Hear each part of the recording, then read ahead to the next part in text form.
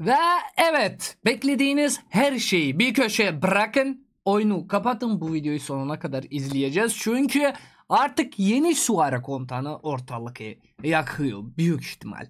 Bu yakma sebebiyle arkadaşlar, önceki süvari komutanları gerçekten, yani önceki komutanımız Arthur Pendragon vardı süvaride, çok iyiydi ve şu an neredeyse süvarilerin %70'i tek kıta oynuyor ya, ikinci kıtada öyle bir alternatifler var. Mesela örnek veriyorum, Arthur Pendragon'u Philip'le kullanıyorlar ve tabii ki Yogu Bing'i Joanna Park'la kullanıyorlar. Joanna Park oldukça eski bir komutandır. Yani artık bu kadar işlevli değildir arkadaşlar. Bu da bir köşeye bırakalım. Süvariler çok üzülüyordu.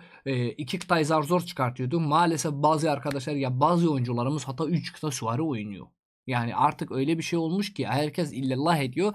Yeni komutanımız gelsin, yeni komutanımız gelsin. Bu videoda tamamen yeni komutanımız geldi ve beraber bu komutanı izleyeceğiz. Aslında bunu Rise of Kingdoms kendi orijinal sayfasından da tabii ki paylaşmıştı ve ben de bunun üzerine bir tepkilerimizi gösteriyoruz. Burada ben her şeyi söylüyorum, alt yazıdır. Belki yanlışlarım oluyor, belki doğrularım da olacak. Ama burada her şeyi beraber inceleyeceğiz. İki komutan var, birisi süvari. O diğeri nedir bakalım. Becerileri de oldukça biz beraber inceleyeceğiz. Geçelim o videonun başında arkadaşlar ve videonun başından başlayacağız. Şimdi böyle bir şey var arkadaşlar. Bu video böyle bir şekilde bir savaş gösteriyor ve bu savaş gösterişinden arkadaşlar iki komutanı gösteriyor. Birisi Aşil. Aşil'in zaten yeni süvari komutanı. Tabii ki çok çok güzel ve tatlı bir komutan yapmışlar ve karşısında da böyle bir komutan var. Bu da yeni komutanı ve adı da Hector. Ve bir bakalım bu ikisinin arasında hangisi çok daha popüler olacak? Yoksa her ikisi de meta'ya girecek mi? Bunlar çok önemli şeyler gerçekten. Yani artık insanlar bir komutandan ne istiyor? Alan hasarı istiyor. 100 kişiye kadar vurmasını istiyor.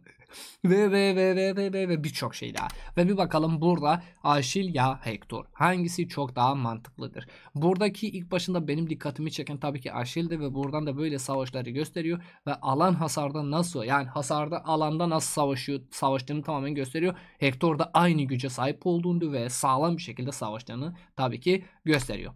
Geçelim bakalım buralarda neler var. İlk başında Aşil var arkadaşlar.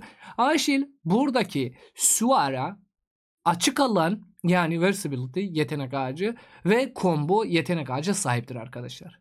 Bu oldukça fazladır. Peki gelelim diğer komutanlarımıza. Burada ne istiyor? Süvari çok yoğunluk combo. Buradaki yeni gelen komutanımız da süvari çok yoğunluk combo yetenek ağaca sahiptir. Yani şu ana kadar hangi birilerimizden arkadaşlar Hyogu Bing'i kullandıysak ya Hyogu Bing'i fulllediysek, uzun bir süredir bu komutanı kullanan var. Bizim gibi de garibanlar vardır. Artık galiba biz Hyogu Bing'i Joanna Park'la kullanabiliyoruz. Ya bu komutanı mı Arthur'la beraber kullanacak mıyız? Hangisi? Bu da çok çok önemli. Dikkatimi çeken bir şey var burada arkadaşlar. Buradaki yetenek ağaçlarından mesela böyle buradan arkadaşlar doğrudan hasar faktörü veriyor. Bu combo, bak, kombodan harici doğrudan hasar faktörü veriyor 2800 ve buradan da combo saldırı hasar faktörü 1400 veriyor.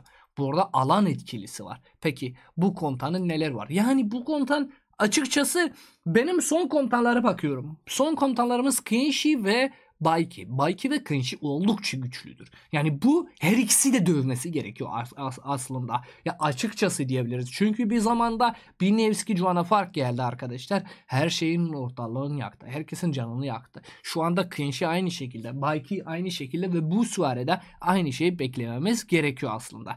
Peki alan hasarı var mı? Bunu da beraber inceleyeceğiz. Şimdi böyle bir şeklinde var arkadaşlar. Buradaki alan hasarı 360 derece. Yani arkadaşlar bir 360 derece vuruyor arkadaşlar. Yani klonu şekilde of çok güzel ve yanındaki galiba yani böyle alan hasarı vuran arkadaşlarımız ya komutanlarımız aslında bakın buradaki alan hasarı komutanlarımız böyle bir şekilde göstereyim. Burada bu tarz alan hasarlar 5 tane, maksimum 5 komutanı vuruyor. O zaman şu an becerileri hiçbir şey belli değildir. Bu komutan 5 kişiye kadar vuruyor buradan ve 800 yani buradaki gördüğümüz şey, bakın burada bir şey benim dikkatimi çekiyor. Burada 800 hasar alıyor, 2900 hasar veriyor.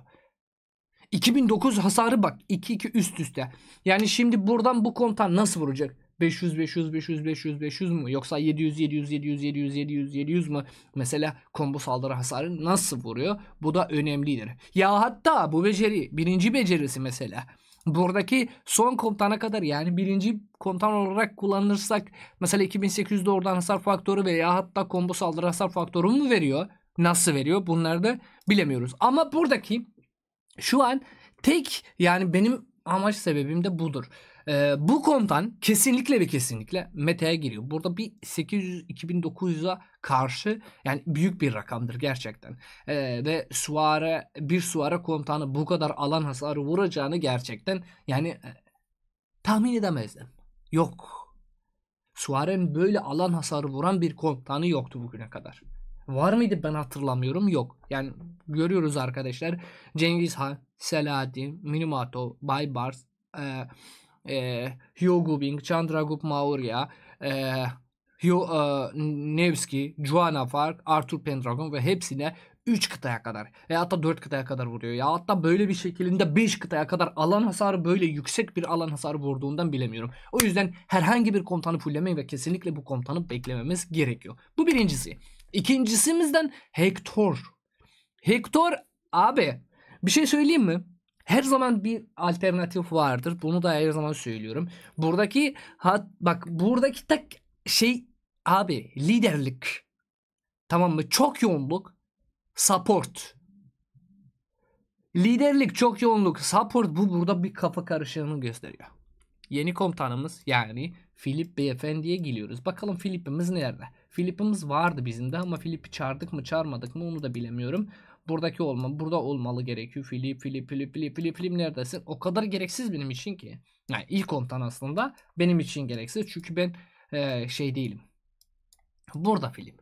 Philip burada liderlik, çok yoğunluk, destek. Şimdi burada Philip'in arkadaşlar herkes fullediği şey buradan. Bu komutanın etkin becerisi kullandığının %40 şansla etkin becerisi ikinci kez kullanılır. Kıtatası diğer komutanların etkin beceri kullandığında %20 şansla etkin becerisinin ikinci kez kullanılıyor. Bu beceri her 7 saniyede bir tetiklenebiliyor.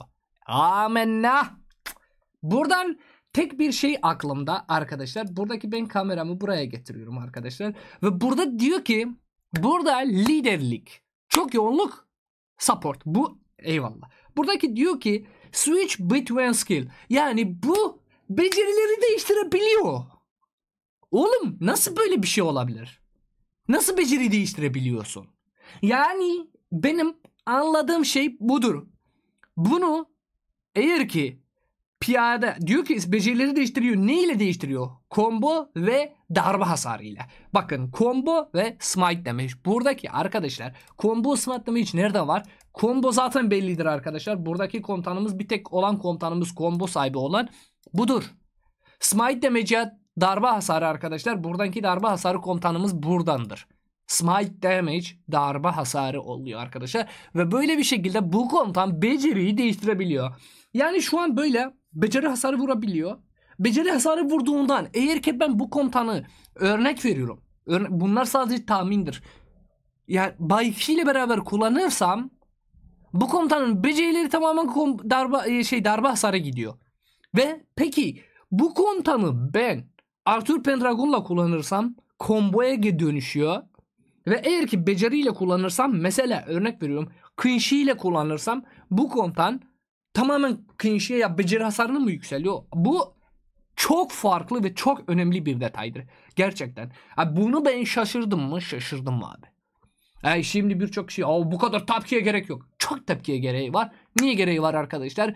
Philip'in tek bir şeyi var. Beceri hasarı bakın. Buradaki Philip'e bakıyoruz arkadaşlar. Tekrardan Philip'e geliyoruz.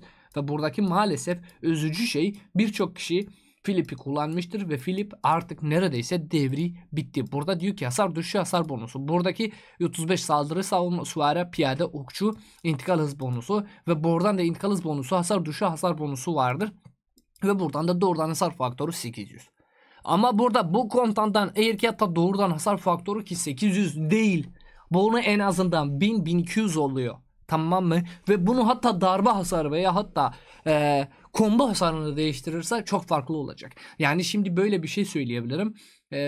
Bu komutanı her türlü biz yani Hector'u hem süvariler artık büyük ihtimal Arthur Pendragon bu komutanla oluyor. Yani bu komutan ismi neydi?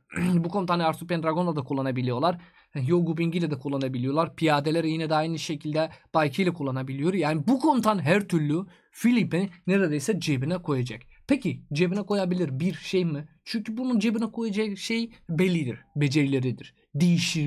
Değişiyor. Yani Arthur Pendragon gibi sadece combo ve beceri hasarı değil, combo, darbe hasarı, beceri hasarı değişecek. Bu da farklı bir şeydir.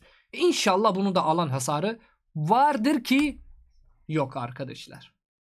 Yani burada ben alan hasarı göremedim. Buradaki diyor bunlar bilmiyorum. Athena şimdi bunlar becerileri mi arkadaşlar? Bilemiyorum. Select a patron and refine your play style. Yok bunlar play style'dır şimdi. Yani biraz Troy'un sesleri buradan da bunlar etkinliklerdir büyük ihtimal. Ve bu etkinlikleri bu komutanlarla beraber kullanabiliyoruz arkadaşlar. Turn this type granting your allies tamam. Bunu alaylarımızla beraber kullanıyoruz. Flagları yani bayrakları siliyoruz. Tamam. Ve buradan da düşmanları yani bunların becerileri ise bu komutan becerileri ise ki değil eminim ki bundan. Yani bu komutan hem düşmanları yavaşlatıyor hem de tanklıyor. Tamam. Arkadaşlar bunu ben tamamen bilemiyorum. Eğer ki siz biliyorsunuz söyleyin. Slate and Teleportation burada bu yok. Bu yeni güncellemenin şeyleri. Kıtaların başka bir yerlere göç edebiliyor. Başka bir yerlere yani göç edebiliyorsun. Kaynağı direkt sildirebiliyorsun etkinlikte. Bu da farklı bir şey gerçekten çok. Buradan bir birlik kullanıyorsunuz ve bakın bir de burada bir dakika.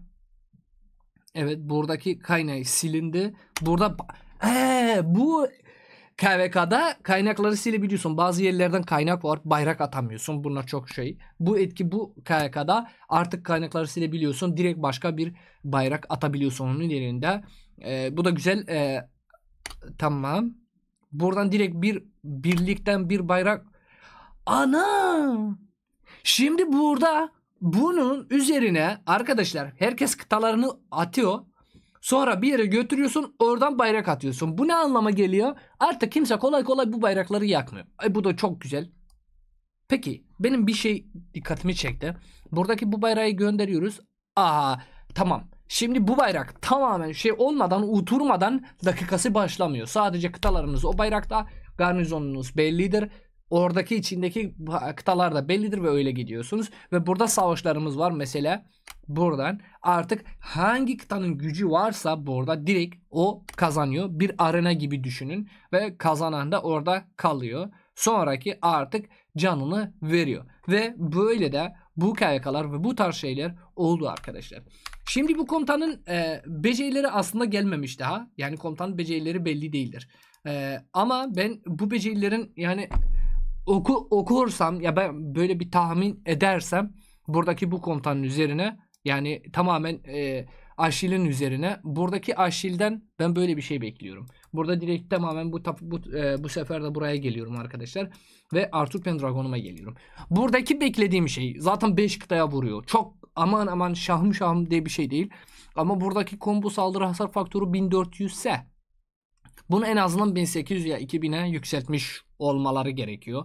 Süvari saldırı bonusu buradan var. Buradan mesela bu. İkinciden süvari saldırı intikal hız bonusu var burada 20. Saldırı bonusu ve sağlık var. Oradan bir savunma bekliyorum %30. %30 savunma %15-20 saldırı. Hatta bir sağlıkta %10'luk buradan bekleyebiliriz 3. becerisiyle. Combo saldırı hasar bonusu en azından %15 ve %15 tamamdır. Beceri hasar bonusu gerek yok. Buradan da öfke azaltması var. Orada bir öfke doldurtmayı bekletiyorum ben. Bekliyorum. Veya hatta öfke doldurması olmasa da o komutanda böyle bir şey bekliyorum. Bir Jiang gibi Jiang diyorum. Jiang gibi evet yani öfkesi 9 öfke gerekmesini de mesela ben bir düşünüyorum. İntikal hız bonusu da veriyoruz. Buradan da yetenek ağacından yani büyük ihtimal o dedi ya buradan direkt Mob Dragon'dan mesela buradan ne bekleyeceğiz ki? Bunu bir fikrim yok. Siz yorumlarda yazacaksınız ama bu iki komutan Gerçekten metayı değiştirecek hem süvariler için hem piyadeler için. Piyadeler şu an 3 kıta, süvariler 1 kıta, max 2 kıta. Bu iki komutanla büyük ihtimal süvariler yine de 2 ve 3'e zorluyorlar kendini. 2'yi rahat rahat geçiyor ama 3'ü zorlatabilir yani süvariler. Okçular bir tık daha sanki tekrardan geride dönüyor. Yani şu okçular yine de bir şey oldu ama bu komutanın gelene kadar ya becerileri açıklanana kadar bir şey diyemiyoruz biz de. Ya gerçekten de merak ediyorum ben. Sizin yorumlarınızdan nedir? Onları da tabii ki yorumlarda yazabilirsiniz ve sevinirim eğer ki sizde bir şeyiniz varsa. Bu iki komutan gerçekten meta'ya girer mi? Bir liderlik tekrardan meta'ya görebilir miyiz? Bir uzun bir süre mesela Honda vardı. Philip oldu birkaç ay. Şu anda yeni liderlik komutanı geliyor. Fullemeye değer mi bu iki komutan yoksa değmez mi? Yorumlarınızı kesinlikle bekliyorum. İzlediğiniz için çok çok teşekkür ederim arkadaşlar. Abone olmayı unutmayın. Ücretsizdir. Beni de aynı şekilde atarsanız sevinirim. Kendinize çok iyi bakın. Görüşmek üzere. Hoşçakalın. Bay bay.